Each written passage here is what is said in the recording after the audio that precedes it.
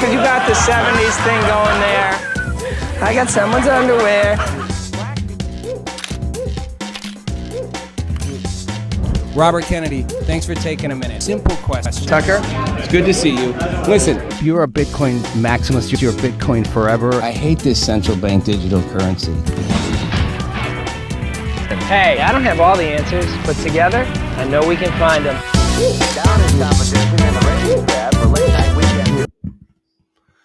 Hey everybody, welcome to the show. Rob Nelson Live, Friday night. It's a crazy day. Been a crazy week. I'm kind of in a bad mood, I'm not going to lie. I'm kind of in a really bad mood, but I'm going to have fun nonetheless. George Santos is out. That's good news. Love George. I'm going to get him on the show. I think Talk to Me Taylor is going to have him come on. He's a big fan of Taylor's. Man, that guy's floating under a lucky star. He gets the commute from Trump. He's an interesting guy. Really like his attitude, though. I'll get to him a little bit later because he ties into something I've got going on. And because this is gonna be a grab bag of stuff with a bunch of numbers thrown in. 6. See if you can find a pattern in my numbers. 6. There might not be. The 6 is the number of drone strikes the U.S. has done on Caribbean drug smuggling vessels. They hit number 6, and there were 2 to 3 survivors. Although they don't know if they got them. They sent out rescue vehicles, but nobody said they found them. They're probably like, there they are, let them drown. But nonetheless, they've hit 6 now, and they ain't stopping. Some people are calling it kind of like example of Trump's authoritarianism, that it's extra-national or transnational or transjudicial or whatever the word is, extrajudicial, whatever. They're drug smugglers.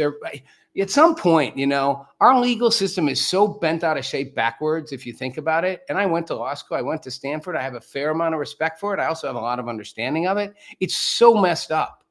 I actually don't have a problem that we're taking boats out in international waters that are trying to bring drugs to kill off kids in the U.S. Sort of don't have a problem with it. Like at a certain level, law of the streets applies. You're out there, you're trying to kill people for profit. You're trying to kill my community members, my countrymen and women for profit, the kids, the children, the young people in America. Too bad. Boom, bye-bye. That's how most Americans feel, to be honest. So all the people can get on their high horse. Donald Trump's acting extrajudicially. Right. Round them up, bring them in, put them in front of a court and watch them walk. Whatever, it's a joke. Like, would you want legal due process for the person who comes in your house and decides to gun down your family? No, you shoot them. It's that simple. And if we don't figure that out, more and more this is going to happen. You want to slow Trump down? Start realizing everything he's doing kind of makes common sense to people, right? It's why the immigration crisis happened. And I'm going to get to that in a minute too. Because because Biden and prior administrations just let them flood in. Just let them all in. I said 10, 12 years ago, 15 years ago, if you don't stop this, it's going to create a backlash eventually. There are going to be so many illegal immigrants coming in. It's going to be a backlash, and we're going to try to throw them all out. I don't want to throw people out who've been living here for 20 years. I don't want to destroy families, but that's the backlash you get when you don't do the rational thing first. So the drug thing, smart. 18. The number of counts John Bolton's gotten indicted for. Wow, this is great. This is what goes around comes around. He got indicted for improper handling of classified materials. And 10 counts for holding national defense information. So basically, the indictment from the DOJ basically says he shared thousands of pages of his day-to-day activities as the national security advisor under Trump. He was national security advisor for about a year, like April, 2018 to 2019. And a lot of it was top secret. He shared them with 2 individuals. I don't know who they are. The indictment has individual 1, individual 2. I didn't read the whole indictment. I don't know that they're named in the indictment. They're individuals 1 and 2. But they know who those 2 people are, and I'm sure it will come out. And they all kinds of stuff like future attacks, from, partners sharing. It's all this sensitive stuff. Intelligence that, someone was planning a missile launch, action in a covert foreign country, on our part, methods used to collect intelligence, all the normal, usual stuff that top secret documents have. But he gave it to people using his personal online accounts. it's just funny because and then I love what they seize. They seized phones, a camera, 2 laptops, a Dell tower, a white binder labeled statements and reflections to Allied strikes, and documents and folders labeled Trump 1-4. Okay. Remember he wrote the memoir in 2020, The Room Where It Happened? And at the time, the Justice Department argued that it contained classified information, tried to block its publication, but a judge allowed it to get published. And so they went after him. But then when Biden became president in 2021, so I think a bug bit me, they abandoned all of it, the criminal and the civil stuff. So this is what's interesting, though. Remember, Bolton criticized Trump for his handling of the documents that led the Mar-a-Lago stuff, and he said Trump mishandled all those documents. Well, you know, it's kind of like goes around, comes around. Like I said, I mean, Bolton, he was the president. He technically could declassify all those documents. It's the thing that always gets me about this stuff with the president and these documents. Any president. The papers essentially are the president's. The documents are under his executive authority. He can, like that, with a stroke of a pen, declassify anything he wants. Anything. He doesn't need permission. He doesn't need congressional approval. He doesn't need Melania's yes or Michelle Obama's yes. It's their decision. Now, there's been a whole thing since the 70s of putting these files into a presidential library and into letting the presidential records be held by the government. But technically, they initially belong to the president. And so it's a fine line what a president can or can't do, not a fine line what a national security advisor can do, not a fine line what a vice president can do, not a fine line what a secretary of state can do. That's a really clear, bright line. No, you can't. President, blurry line. The only person that got gone after hard was the guy who had the blurriest line of all about what wasn't and wasn't okay. All the other people who did it, it's like, oh, sorry, yeah, not okay. Oh, Joe, give us them back. Yeah, you got some here. Oh, you got some in the car too, in the Corvette. Oh, you got a few over here. Yeah, why don't we take those all back? Yeah. Oh, Hillary. Oh, you bleached, you stomped on the hard drives and bleach bitted them. Like you wiped all the data from the stuff you weren't supposed to have. No worries. It's not really, as Comey said, super prosecutable. Trump, they raid his home.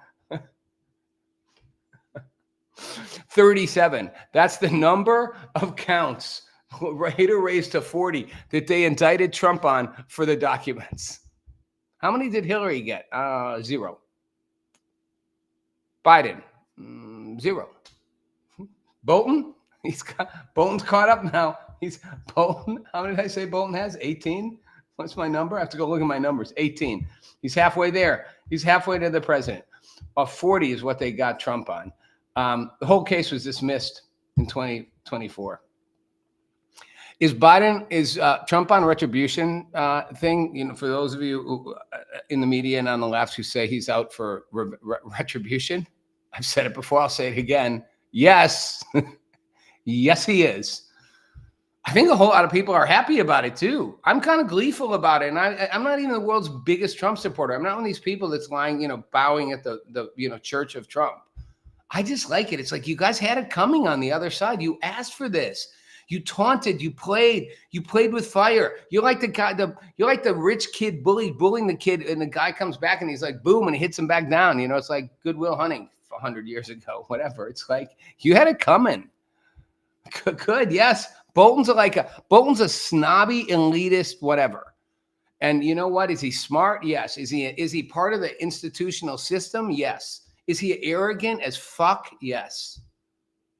And he called out the president for his handling of documents. Well, now you got it coming, my friend. 18 indictments, 18 counts in an indictment for you holding documents. You don't have any line to hold. You don't have a blurry line where you can go, well, I was going to declassify them anyway. President can get away with that. You got nothing, but you were holding documents and sharing them, and you shouldn't have. I think he gets convicted. Bolton said a while ago, I think it's a retribution presidency. Well, like I said, yes, it is. Here's what Trump said. I love it. He's a bad guy. But it's too bad. But that's the way it goes, right? That's the way it goes, right? That's the way it goes. Such a we make fun of Kamala for her stuff. Trump, it's genius when you read it. He's a bad guy, but it's too bad. But that's the way it goes, right? That's the way it goes, right? That's the way it goes. Got to say it was his inflection to make it work. 5, the number of times actress and singer Renee Rapp said fuck in 15 words. So let's just fucking make it abundantly fucking clear. Fuck ICE, fuck this administration, fuck Trump. 5 F bombs in 15 words. Everybody clapped, applauded crazy. Portland, she's in Portland, where there are violent clashes between protesters and outside the ICE facility. 100 consecutive nights. That's 3.5 months. And the police are just not there. Apparently the mayor and the city council have told the police not to go show up. So the protesters just throw shit at them, throw bottle rockets, whack on things, start fires. So at which point the Trump administration's like, we're bringing in the National Guard to restore order. And U.S. District Judge Karen blocked the order, said it was, quote, untethered from reality. I don't know what's untethered about having 100 nights of protests where people are, regardless of whether you agree with what ICE is doing or not, throwing stuff at cars and buildings and lighting fires and, doing all that stuff, and the cops don't even show up. I guess it could be untethered from reality. I would like to say probably the people who think this isn't a big deal are untethered from reality. It's like the leaders of San Francisco are untethered from reality, that they don't realize their city has crumbled and everybody's leaving and businesses are leaving and there's drug addicts lying in the streets everywhere and people getting, mugged and robbed outside of their stores or in front of their cars. You'd be the untethered from reality. Those in Portland who think there's nothing going on are untethered from reality. You can hate ICE, but don't pretend 100 nights of protests with people getting violent, throwing stuff, lighting stuff, no cops present except just the ICE agents, that's not a problem. You're the untethered from reality. Okay, to the immigration thing, we're going back there. The number of police officers who have been detained by ICE. 1. Hanover Park, Chicago suburb. Radule Bojevic was detained by ICE. He's a cop. Hanover Park Police Department. You got to see a picture. He's got his uniform on. Because he overstayed a tourist visa that expired 10 years ago. And now he's a cop. So he's an illegal immigrant. He's overstayed his visa. And he's a cop. And ICE said they encountered him during a targeted enforcement campaign. They called it Operation Midway Blitz. Sounds like a war. It really does sound like a war. Operation Midway Blitz. Midway is the airport, outside one of the airports, O'Hare, and there's Midway. And ICE has said, because he's in the U.S. illegally, he's not authorized to carry a firearm. Well, he clearly has a firearm because he's a cop. Now, how he got hired is a whole nother question. The Hanover Park Police Department says he had work authorizations. Because they had to know he wasn't a U.S. citizen. But it's interesting. But it shows you how far this whole thing's gone. Like, okay, so we're going to deport the guy who's a cop. Like, it's been here more than a decade, but a decade over his visa. So he just stayed, pulled it off. He's illegal. Absolutely. Stephen Miller at the White House. Yes, see, this is another illegal immigrant. You're not here legally. This is what I warned would happen. Once we got to the point that too many people were just flooding in, we would have this backlash reaction where a president like Trump would be like, we're pushing them all out. It's not good. This is not a productive process at this point. Throwing out criminals, gang members, all positive. Throwing people who are like working for a decade in their communities, participating, have families, have kids in school, have businesses, are cops enforcing the law, not good. No, that's just wacky extremism on the right. But it's a backlash. It's what I said is going to happen with the trans stuff. Nothing wrong with being trans. Nothing wrong at all. In fact, it's a heartbreaking place to imagine a person torn about their gender identity like that. But when you double down on the fact that there's no biology and sex and it's all the same, and the biological boys can be in the girls' bathroom in the high school and in the locker rooms and play on their teams, you're going to get a backlash. And who's going to pay trans people? People are going to hate trans people. They're already starting to. It's so sad. And people are hating illegal immigrants. And that's so sad. Not all illegal immigrants are bad. Most of them are good. They're not bad people. And a whole lot of them are here productively at this point, millions. Productively working in the U.S., building, paying taxes, having lives like this guy. You know, he's a cop. Here's the crazy part, though. For those of you who are sure that Trump and his, Stephen Miller, his little brainchild guy over there who schemes all. Stephen Miller's got that look, right? He looks sort of demonic. It's like it's scary. They're just out to get rid of every non-white person. That's what it's all about, right? This is just a campaign. It's like the genocide in Palestine. The goal is to wipe out all the Arabs. The goal is to wipe all the brown people out of the country. Both are absurd. Here's three things. Wipe out the Jews, wipe out the Palestinians, get rid of all brown people in America. Two of these things are false. One is true. Wipe out the Jews is the true one. That one stated on paper, stated verbally, stated everywhere. Intifada, intifada, global intifada from the river to the sea. Palestine will be free. Jews will be dead. Palestine wasn't a genocide. Palestine was a military operation to wipe out terrorists and at all costs. A lot of casualties, tens of thousands. Sad. The reason I point out the whole thing about brown people and immigration is if you think about it, Radule Bojovic doesn't sound very brown. And in fact, Radule Bojovic is a name that is South Slavic, probably from Montenegro, Serbian. He's a Serb. If you were South Slavic and Serbian, you're almost certainly Eastern Orthodox Christian. Now, for those of you who don't know, based on our limited way we identity politics things, Montenegrins are white Caucasian, like bottom line white, straight up white like me. So they're Serbs, Croats, Bosnians. They're considered the European Caucade, or however you say that, Caucasoid, from the old lineage. European, I wrote it down, Caucasoid population cluster. They're white Europeans. They're us. They're me. They're not brown. He's not brown. He's not brown. They're like the Greeks, the Italians, Bulgarians, Eastern Europeans, Romanians. You ever, like the mail order brides from Romania. Did you ever see how hot people say go to Romania? The women are the hottest thing you'll ever see, right? It's like white, blonde, like he's not necessarily blonde, but I'm saying he's white. He's as white as white. He's white, Caucasian, white, Serbian, not brown, not Latino, not from a dirt world, third poor country. He's a white dude who's overstayed his visa, and he's a cop, and they're still going to deport him. Like, wow. This is not about being brown.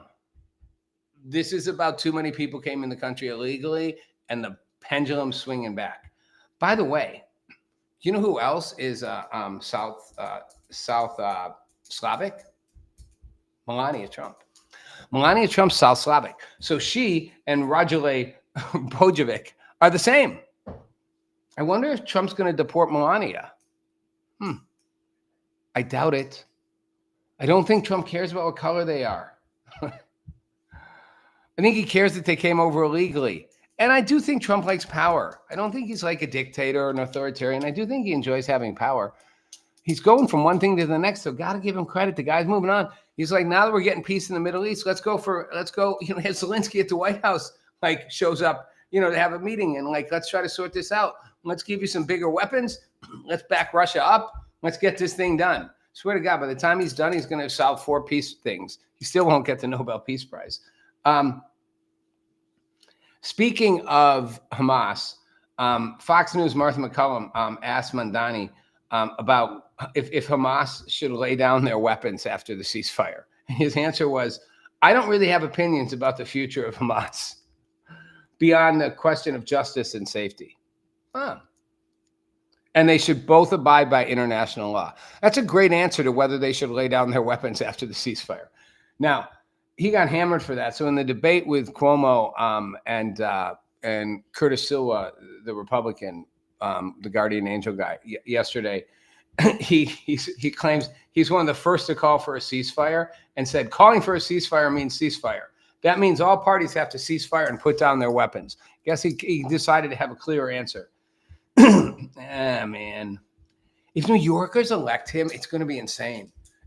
Right now, again, this is the most Jews in any city other than Israel. I don't care how democratic you are. If you elect Mandani, you get what you paid for. You are getting a guy who is at least marginally anti-Semitic, definitely pro-Palestinian, leaning more toward Hamas than Israel.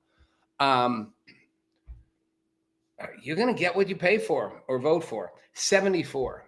I'm going with my numbers thing as long as I can. The age of Ace Frehley, who died. Ace Frehley, Kiss, the original founding member with Paul Stanley and Gene Simmons and Peter Criss. 73. He was like with the band from 73. So I remember Kiss was one of the first bands I got an album. I actually got the old before there was before there were 8 tracks and stuff. Just had good old albums. The Record Club. He was with them for like 10 years till the early 80s, and he left, and then he came back in the 90s and was with them till like 2002. Made me think about age. And he died because he'd had an accident and he didn't heal well. So whatever. It's not like he didn't have like cancer. It wasn't that old, 74. But I think about it, I'm like, wow. I remember it's sort of like it's like the idea that rockers never get old, but we're watching them get old. It's like the Rolling Stone thing, Remember the Beatles song, "Would You Still Love Me When I'm 64?" And then it's like John Lennon died young. Paul McCartney's going to live to 90. Who would have thought? None of them thought they would. I mean, the Rolling Stones, Kiss, they can't imagine how they thought, 74. When they were making their albums, 74-year-old people would be like, what is this? Is this even music? Honey, is this even music? Turn that stuff off. It's noise. Now they're like that age. They're like the grandparents. It's crazy. 35,000. That is the amount. Squad member Rashida Tlaib from Michigan, the first Palestinian-born woman elected to Congress, and definitely an anti-Semite, has spent on luxury limousine services in 1 year, October to September, 2024 to 2025, $35,000 in 1 year on limos. Wow. This is the woman who criticizes wealth and income inequality in the U.S. I'm not sure how many low income inequality people. We probably shouldn't. It's like we don't call people homeless. We call them unhoused. We should call them unincomed people. They're not low income. They're unincomed. They're income challenged people. She criticized CEOs for making almost 300 times more than the average worker. I don't know. What do you think the average person spends on limos in a year? Could I gamble that it's under $500? Maybe, probably almost zero, but on luxury limos. But if it was 500, maybe she spent 35,000. I don't know. I get it. You're not getting paid 290 times what everybody else is. You're getting perks way over it. She spent it from campaign funds. She didn't spend it from her salary. She spent it from money people gave her to get reelected. What do you need $35,000 in limos? The filings, according to the FEC, went from $118 to $1,326 for individual things. So $1,300 for the limo tonight. That's like billionaire money. And a lot of them were $700 and $600 payments. That's like rich people money. It really is. And get this, the services, it's online luxury limo services, no publicly available information. The website's defunct. It's registered to a different address, same address, different owner saying they, are limousine service. So it's making me wonder, was there ever even limo rides? Is it just a shell corporation? Was it $35,000 in limo rides, which should be a lot in a year? I mean, think about it, It's $3,000 a month in limo rides. Member of Congress, $3,000 a month in limos? What are you doing? Or was it just a shell and was the money going somewhere else? We'll find out. But it's time to make the rich pay their fair share, she said. That's her big thing, with the tax the CEOs thing. Make the rich pay their share. I think you shouldn't be spending $35,000 of campaign contributions on luxury limos, if that's what you spend it on. 535. That's the number of members of Congress we have between the Senate and the House, and the number of members we should replace in a single election. And I say this across the board. Yes, there are some good members of Congress. There are a lot of bad members of Congress. There's a lot of members of Congress who've been there so long they can barely walk anymore. They've been there like 50 years or 40 years or 30 years, 20, way too many, 10 too many. 4 should be the number of years you serve in Congress. 2 terms, 1, 2. 2 and 2 is 4. 1 term of the Senate, 6. Term limits is what it's called. We should have a single election. In my book, Last Call, which I wrote years ago, but everything in it is still true. You can get it. It's Random House, Dell paperback, Last Call by Rob Nelson. I called for a national enema. One election where we just throw everybody out and then have term limits. It would make so much sense. I don't care how much you like a particular member, somebody who's come in, like whether you're on the left or the right, and you feel they're shaking things up. Whether that's an AOC or, MTJ, Marjorie Taylor Greene, MTG or AOC. Throw them all out. Start fresh. One clean slate, a brand new Congress elected from the ground up like the first time, and put term limits on them. 33 is the age of Palmer Luckey, who is a tech billionaire. He founded Enduro, which is a defense contracting company, but that's not what he's known for. What he made his money on was Oculus, the VRs. He developed basically the VRs. He developed Oculus. He was on Joe Rogan, and he said he was an early Trump OG. He was like,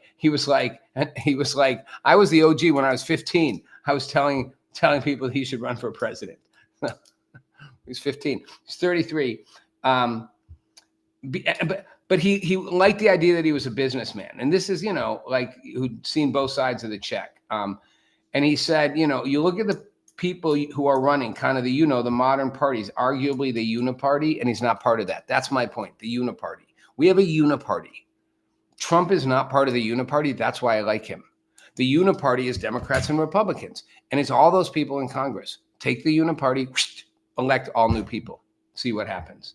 3.6 billion is what he's worth. Woof, it's a lot of money at 33.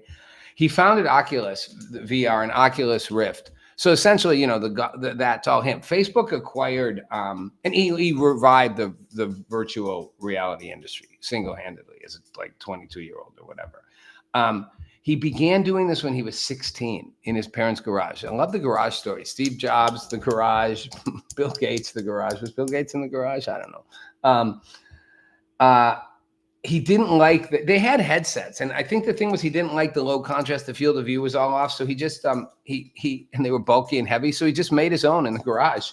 He built the first one at 17. He made like 50 models, and he financed them. He spent like $40,000. Here's what I love: he's a teenager. He builds this because he doesn't like what's there. He makes a better version in the garage. He fixed, damaged, and resold damaged iPhones, and worked part-time as a groundskeeper, a youth sailing coach, and a computer repair technician.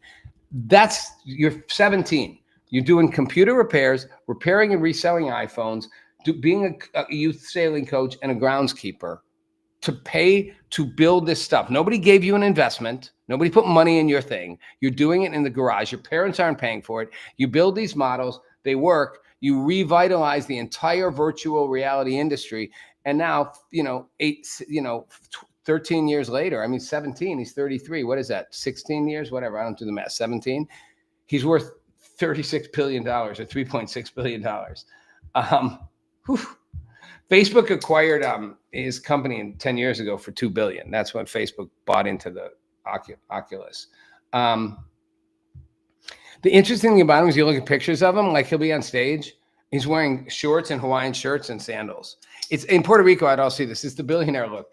These guys just like, it's like you don't even wear pants. He's wearing shorts and sandals. And like he looks like he's like some tourist in the Caribbean. Like, so listen to country music, listen to Jimmy Buffett.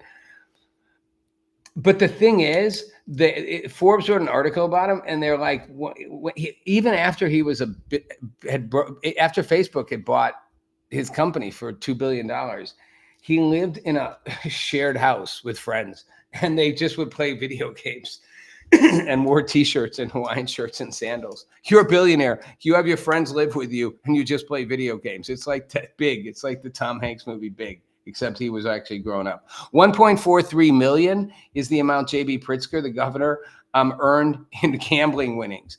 He's a billionaire, the Hyatt family, and he's a Democrat. And Rashid Tlaib, they go stand with him about immigration stuff. Maybe he should pay more in taxes. He did pay 3.7 million in taxes still. Okay, we're getting toward the wrap up here. 93 million. That's the amount the Indiana University paid Coach Signotti to keep him. He's the third highest paid college football coach because Penn State, after they fired their coach, was going to try to go poach him from Indiana. So they gave him 93 million over 8 years. That's 11 million, 12 million a year. I mean, the Hoosiers are like great. They're 6-0. That's their record, 6-0 with a front runner for the quarterback, a Heisman front runner, Fernando Mendoza. Only Ohio State has the same record in the Big Ten, 6-0. They ain't losing him. 93 million. This is why capitalism works, because the president of the university is like, we're committed to performing at the highest levels in everything we do.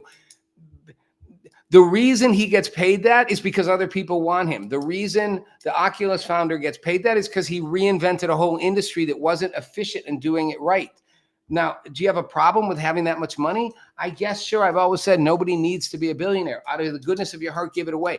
But if you force it away, you will crunch creativity. It's just human nature. It's in sports. It's in art. It's in politics. It's in science. It's everywhere. You can't do it any other way. It just doesn't work. That doesn't mean we don't have to find ways to lift people up. We do, and give more opportunity. But if you're just going to hammer the people who are successful saying you shouldn't get that, well, then you go do what they did. Maybe leave Congress and go do it. All right, we're going to go real quick through the finish on this because these are the big numbers. 37.8 trillion. That's the national debt right now. I'm sorry. That's the debt. 1.7 trillion is the deficit. So how much we totally owe is 37 trillion, almost 38 trillion. We're adding to it about 1.5 trillion a year. That's 111,000 per person, per capita. Every one of us now owes 111,000. We're not going to have to pay it. You'll just pass it on to your kids and your grandkids. Okay. 1992, when I started Lead or Leave, $4 trillion was the debt. 4 trillion versus 37 trillion. And the deficit was 290 billion versus $1.5 trillion. That's how much it skyrocketed. And back then, when we did Lead or Leave, we were all about a crusade to cramp down on the debt because you're going to pass it off to us and then to the next generation. Well, now I'm growing up, the next generation. It's going past to the millennials, going to get past to the Gen Zers. It's just getting bigger and bigger and bigger and bigger and bigger. The debt per person was $15,000 in 92. Now it's 111 and it's going up. Now you don't really have to pay that. That's true.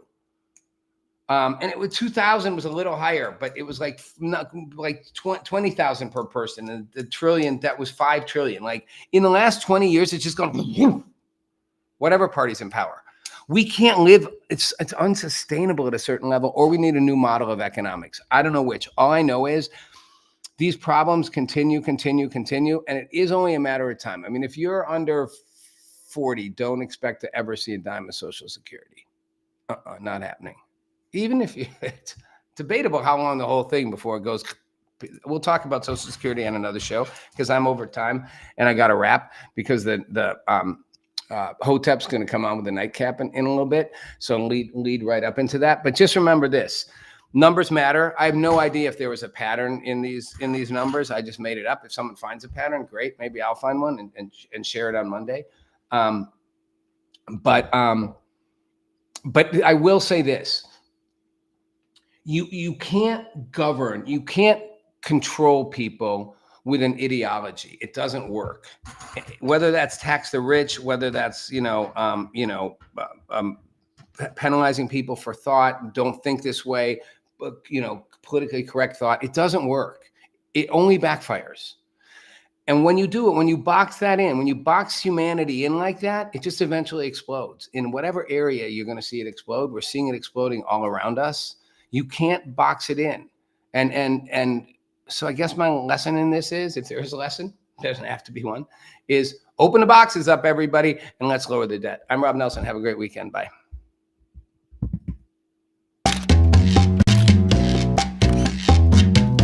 Meet Rob Nelson, talk show host. Because you got the 70s thing going there.